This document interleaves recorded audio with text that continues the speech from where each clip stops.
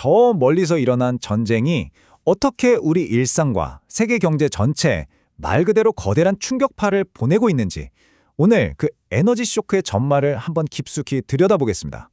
자, 그럼 바로 시작하죠. 시작부터 정말 강력한 한마디죠. 세계 에너지 시장을 감시하고 분석하는 곳. 바로 국제에너지기구 IEA의 수장이 지금 이 상황을 이렇게 딱 규정했습니다. 역사상 가장 큰 에너지 충격이라고요. 이건 그냥 단순한 경고 수준이 아니에요. 우리가 기억하는 1970년대 오일 쇼크보다도 훨씬 더 심각한 위기라는 거의 선언에 가깝습니다. 하루 800만 배럴. 네, 바로 이 숫자가 그 충격의 규모를 그대로 보여줍니다. 전 세계가 하루에 쓰는 석유가 대략 1억 배럴 정도 되거든요. 근데 그중에서 거의 10%에 달하는 양이 시장에서 그냥 순식간에 증발해버린 거예요. 이건 1970년대에 있었던 두 차례의 오일 쇼크를 합친 것보다도 더 엄청난 공급 감소입니다. 이 거대한 공급 공백이 지금 세계 산업 전체를 뿌리부터 흔들고 있는 거죠. 자, 그렇다면 이 충격파는 가장 먼저 그리고 가장 세게 어디를 덮쳤을까요? 바로 세계 경제의 동맥이라고 할 수 있는 핵심 산업들입니다. 에너지 가격이 뛰는 게 어떻게 기업들의 숨통을 조이고 있는지 좀 더 구체적인 사례로 들어가 볼게요. 에너지 가격에 가장 민감한 곳, 뭐니 해도 바로 항공업계죠. 유가 변동은 말 그대로 항공사의 생존과 직결되거든요. 이번 사태로 항공사들이 지금 얼마나 거대한 재정 압박을 받고 있는지 한 항공사의 내부 문건을 통해 아주 생생하게 들여다볼 수 있습니다. 유나이티드 항공 CEO가 직원들한테 보낸 이메일을 보면요. 그 충격이 정말 고스란히 드러납니다. 불과 3주, 딱 3주 만에 항공사 운영 비용의 핵심인 항공유 가격이 2배로 폭등했다는 겁니다. 한번 상상해 보세요. 우리 회사에서 제일 크게 나가는 비용이 한 달도 안 돼서 2배로 뛰는 상황을요. 정말 아찔하죠. 만약에 이 유가 수준이 1년 내내 이어진다? 그러면 유나이티드 항공이 추가로 내야 할 연료비가 무려 110억 달러, 우리 돈으로 14조 원이 넘습니다. 이게 얼마나 큰 돈이냐면 유나이티드 항공 역사상 가장 돈을 많이 벌었던 해외 순이익이 50억 달러였거든요. 그거보다 2배 이상 많은 돈이 그냥 공중으로 날아가는 거예요. 물론 최악의 시나리오지만 불과 몇 달 전만 해도 상상조차 못했던 위험이 현실이 된 겁니다. 근데 위기는 항공업계에만 머물지 않아요. 석유화학 산업은 플라스틱의 원료인 나프타를 구하지 못해서 공장을 멈춰야 할 판이고, 비료 생산에 차질이 생기면 이건 곧바로 전 세계 식탁의 식량 안보 문제로 이어지게 되겠죠. 그리고 이 모든 것들을 실어 나르는 물류 비용까지 오르면서 결국 우리가 마트에서 사는 모든 물건의 가격표에 그 영향이 나타나게 되는 겁니다. 그런데 상황을 더 최악으로 만든 결정적인 사건이 하나 있었습니다. 바로 이란하고 카타르가 공유하는 세계 최대 가스전이 공격을 받은 건데요. 호르무즈 해협 봉쇄가 1차 에너지 전쟁의 시작이었다면 이렇게 에너지 생산 시설 자체를 직접 때리기 시작한 건 사실상 2차 에너지 전쟁의 서막이라고 볼 수 있습니다. 이 공격의 파장은 정말 상상을 초월합니다.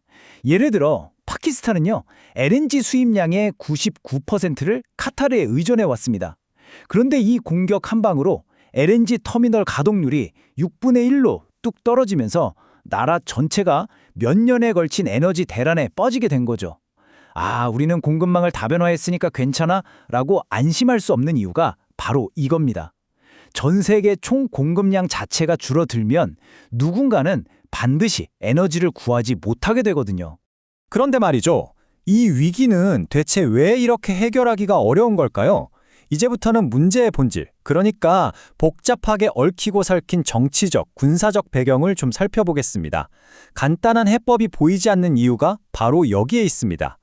갈등은 지금 걷잡을 수 없는 보복의 악순환에 빠져들었어요. 호르무즈 해협을 봉쇄하니까 핵시설 인근을 타격하고, 또 거기에 맞서 장거리 미사일로 유럽까지 위협하면서 위기는 점점 더 깊은 수렁으로 빠져들고 있습니다.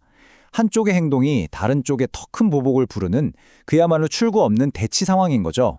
물론 물밑에서는 협상 시도가 없는 건 아닙니다. 하지만 보시는 것처럼 양측의 입장 차이가 좁혀질 기미가 보이지 않아요. 미국은 호르무즈 해협을 다시 열고 미사일 개발도 중단하라는 식의 포괄적인 요구를 하는 반면에 이란은 휴전을 보장하고 피해를 배상하라고 버티고 있죠. 중재자들이 이 간극을 메우기가 너무나도 힘든 상황입니다. 미국이 군사적인 해법을 선택하기 어려운 또 다른 결정적인 이유가 있어요. 바로 자국 내 여론입니다. 이 차트 한번 보시죠. 대규모 지상군 파병에 찬성하는 여론이 단 7%에 불과합니다. 예전에 이라크나 아프가니스탄 전쟁 때와는 비교도 안 될 만큼 낮은 수치죠. 이런 여론을 얻고 대규모 전쟁을 시작한다는 건 정치적으로 거의 불가능에 가깝다고 봐야 합니다. 자, 이처럼 혼란스러운 상황 속에서 기업과 국가는 생존을 위해 기존의 규칙을 버리고 완전히 새로운 방식으로 움직이기 시작했습니다. 이제 글로벌 무역과 자원 확보의 패러다임이 말 그대로 송두리째 바뀌고 있습니다. 그야말로 생존을 위한 새로운 규칙이 쓰여 있는 겁니다. 공급망을 확보하기 위해서라면 어제의 적과도 손을 잡아야 하는 상황이 온 거죠. 미국조차 동맹국인 한국이나 일본이 이란산 원유를 다시 수입하는 방안을 고려할 정도니까요. 그리고 이번 위기를 겪으면서 우리는 전혀 예상치 못했던 우리 공급망의 치명적인 약점들을 발견하게 되었습니다. 이 도넛 차트가 바로 그 대표적인 예입니다. 반도체 생산에 꼭 필요한 헬륨가스. 이 헬륨가스의 전 세계 공급량 65%가 바로 이번에 공격받은 카타르에 의존하고 있었다는 사실 혹시 알고 계셨나요?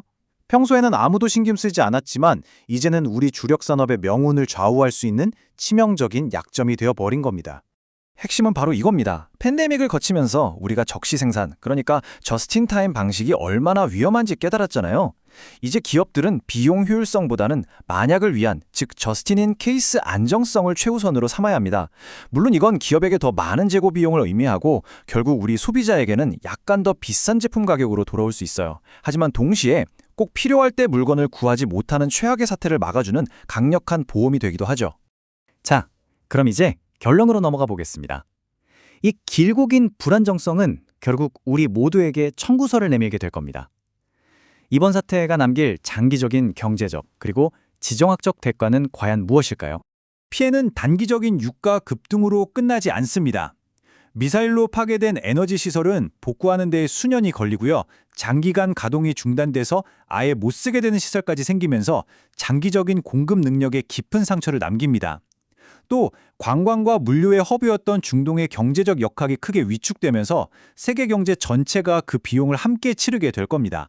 이런 암울한 상황 속에서 북대서양 조약기구, 즉 나토를 중심으로 한 22개국이 새로운 움직임을 보였습니다.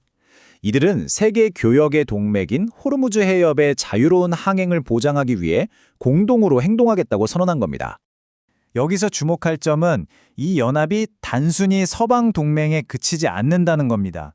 보시는 것처럼 한국과 일본, 그리고 중동의 핵심 국가인 UAE까지 참여하면서 국제적인 공조의 형태를 띠고 있죠. 단순한 성명 발표를 넘어서 구체적인 군사적 계획까지 수립하고 있다고 하니까요. 앞으로의 전개에 아주 중요한 변수가 될 것 같습니다. 결국 이 모든 상황이 우리에게 던지는 질문은 딱 하나입니다. 바로 이 슬라이드의 질문처럼요. 불안정한 세계를 안정시키는 데 드는 비용, 우리는 과연 기꺼이 지불할 의사가 있는가? 이 질문에 대한 우리의 답이 우리가 앞으로 살아갈 세상의 모습을 결정하게 될 겁니다.